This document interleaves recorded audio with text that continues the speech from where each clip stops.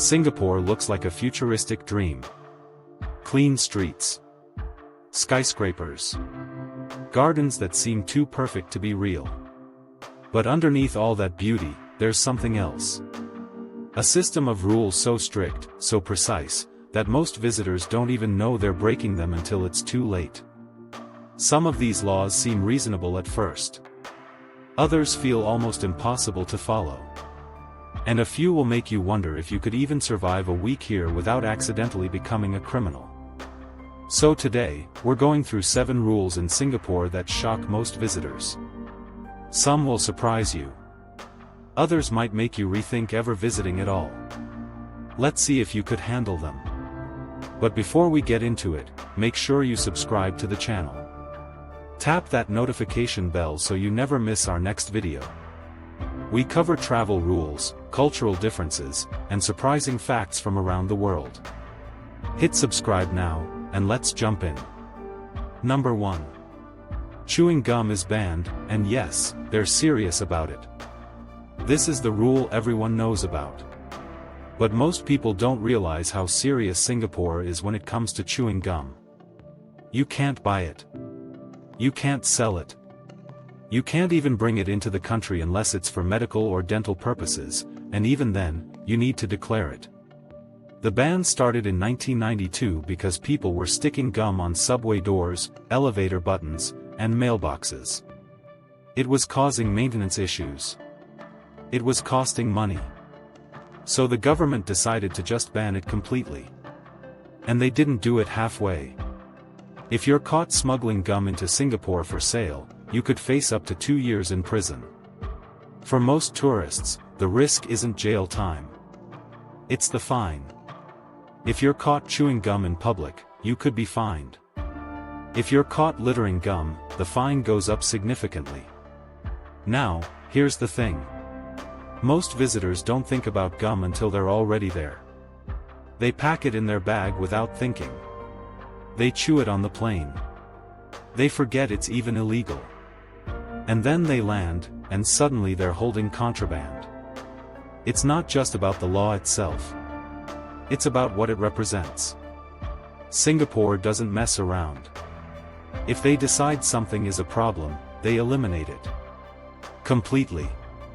And that mindset applies to almost everything on this list. If you're finding this interesting, make sure to subscribe to the channel. Drop a comment and let us know, would you give up gum to live in Singapore? Number 2. Jaywalking can get you fined, even if there are no cars. In most countries, jaywalking is technically illegal, but nobody really enforces it. In Singapore, they enforce it. If you cross the street outside of a designated crosswalk, even if the road is completely empty, you can be fined. The fine can be up to 1,000 Singapore dollars for repeat offenders. That's around $740. For first-time offenders, it's usually lower. But the point is, they will fine you. And it's not just about busy intersections. It's everywhere. You might be walking down a quiet residential street. No cars in sight. The crosswalk is 50 meters away. You think, why walk all the way over there? So you cross. And if an officer sees you, you're getting fined. Now, the reason behind this is safety and order. Singapore's entire system is built around predictability. If everyone crosses at designated areas, traffic flows smoothly. Accidents decrease. The system works. But for visitors, especially those from places where jaywalking is just part of daily life, it feels absurd. You're not used to thinking about it. You just cross when it's clear. But in Singapore, that instinct can cost you. And here's the part that shocks people the most. It's not just about getting caught in the moment. Singapore has cameras everywhere. Enforcement isn't always face-to-face. Sometimes, it's automated. You might not even realize you've been fined until you get a notice later. That's the system. It's efficient. It's everywhere. And it doesn't make exceptions. If this is blowing your mind, hit that subscribe button. And comment below, have you ever been fined for jaywalking anywhere in the world? Number 3. Eating or drinking on public transport is illegal. This one catches tourists off guard all the time. You're on the MRT, Singapore's subway system. It's clean. It's air-conditioned. It's one of the best transit systems in the world. You pull out a snack. Maybe a candy bar. Maybe a bottle of water. And if an officer sees you, you're getting fined. Eating or drinking on public transport is illegal in Singapore. No exceptions. Not even water. Not even mints. The fine can be up to 500 Singapore dollars, which is around $370. Now, why is this rule so strict? Because Singapore's MRT is immaculate. No food wrappers. No spilled drinks. No sticky floors. They've decided that the best way to keep it that way is to not allow food or drinks at all. And it works. The trains are spotless. But for visitors, it's a hard adjustment. You're used to grabbing a coffee on your way to work. Sipping it on the train. Finishing it before you arrive. In Singapore, you can't do that. You have to finish your drink before you enter the station. Or wait until you get off. And if you forget, even for a second, and take a sip while the doors are closing, you're risking a fine. What makes this rule even stricter is that it applies to the entire station, not just the train itself. So if you're standing on the platform with a bottle of water, you're technically breaking the rule. Most officers won't fine you for that. But they can. And that uncertainty is part of what makes Singapore's rules so intense. You're never quite sure where the line is until you've crossed it. Make sure you're subscribed so you don't miss the rest of this list. Comment and tell us, could you go a whole train ride without a sip of water? Number 4. Smoking is heavily restricted, and the fines are brutal. Singapore has some of the strictest anti-smoking laws in the world. You can't smoke in most public places. Not on sidewalks near buildings. Not in parks. Not at bus stops. Not in covered walkways. There are designated smoking areas, but they're limited. And if you light up outside one of those zones, the fine is steep. It starts at 200 Singapore dollars, which is around $150.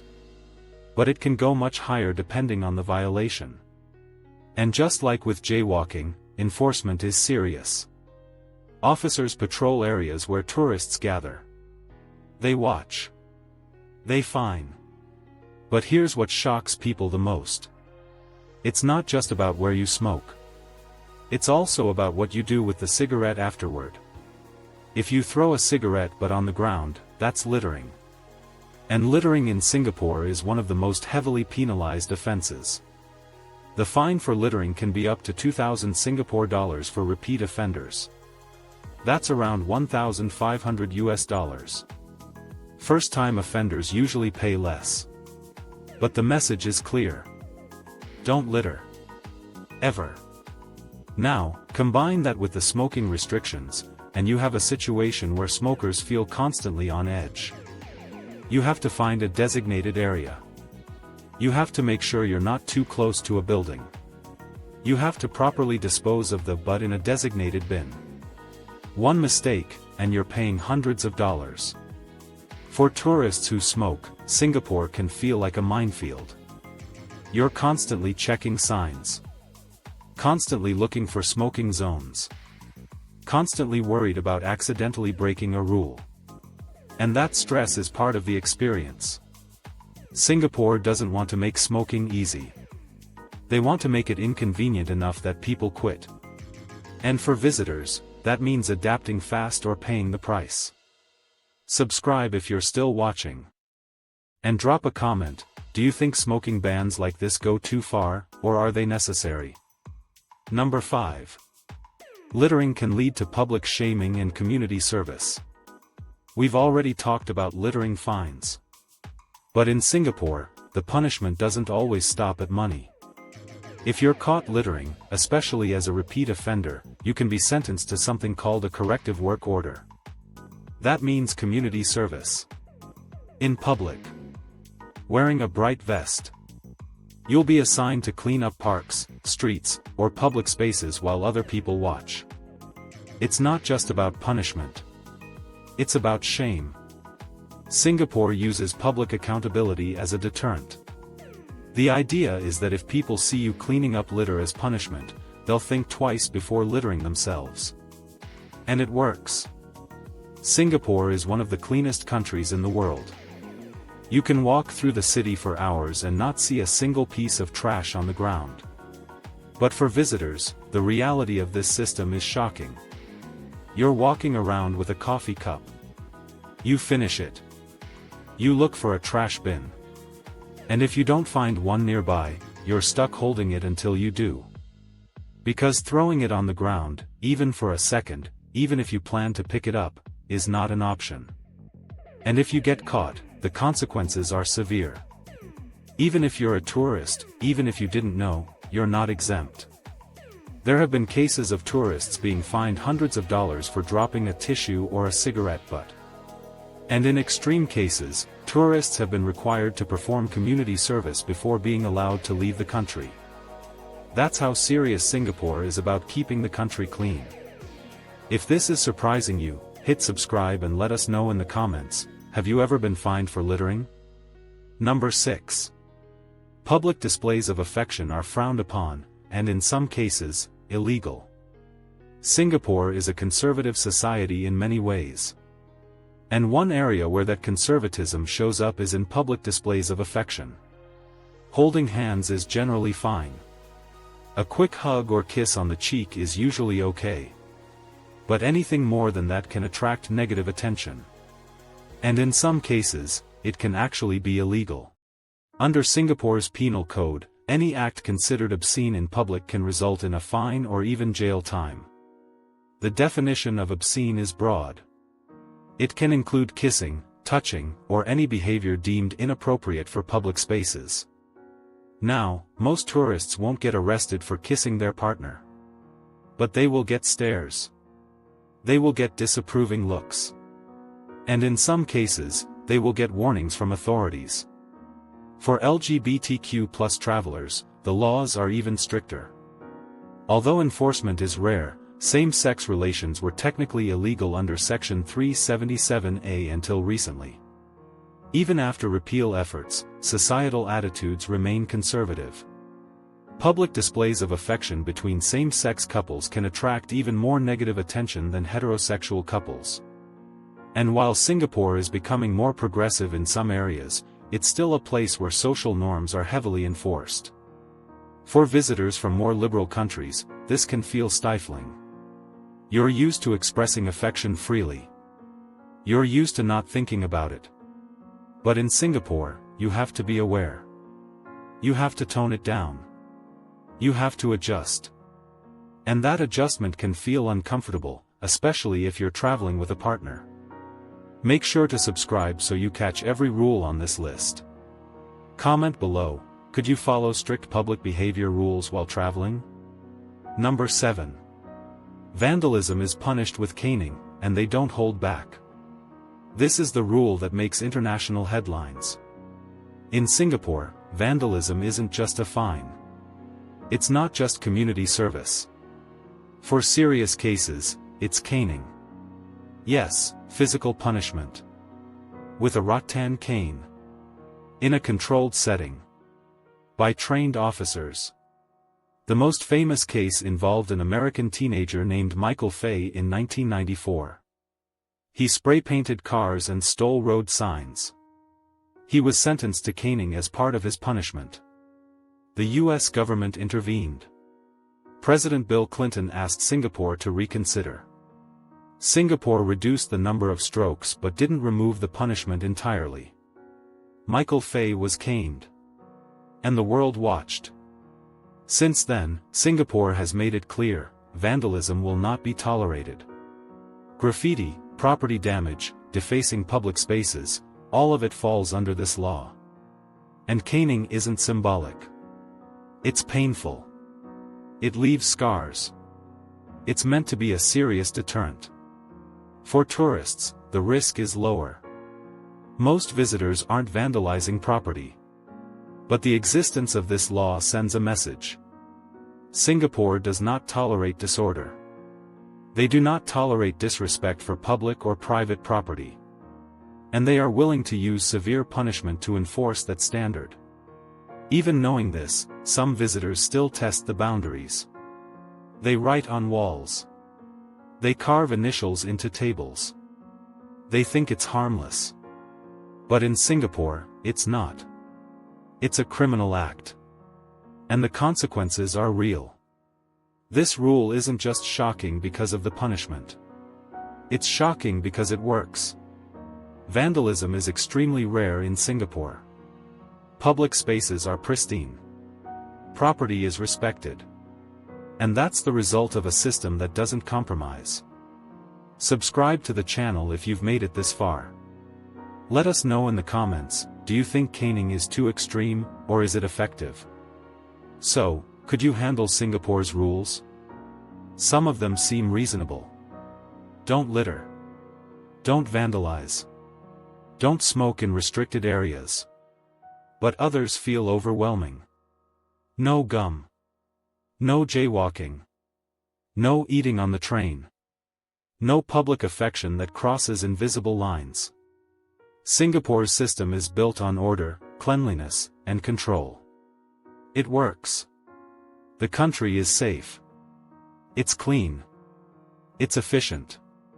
But for visitors, it can feel like walking through a minefield. One wrong move, and you're paying a fine. One moment of forgetfulness, and you're in trouble. The question isn't whether these rules are right or wrong. The question is whether you're willing to follow them. Some people love Singapore for its structure. They appreciate the predictability. They feel safe knowing everyone is following the same rules. Others find it suffocating. They feel like they can't relax. They feel watched, judged, restricted. Both perspectives are valid. But if you're planning to visit, you need to know what you're getting into. Singapore is beautiful. It's modern. It's one of the most impressive cities in the world. But it's also strict. And it doesn't make exceptions. So before you go, ask yourself, could I follow these rules? Because in Singapore, ignorance isn't an excuse. And the consequences are real. If you enjoyed this video, make sure to hit that like button. Subscribe to the channel so you don't miss our next video. Tap the notification bell to stay updated. And also, let us know where you are watching from in the comments below. Have you been to Singapore? Did you break any of these rules without knowing? Or are you planning to visit and now feeling a little nervous? Let us know. We'd love to hear from you. Thanks for watching, and we'll see you in the next one.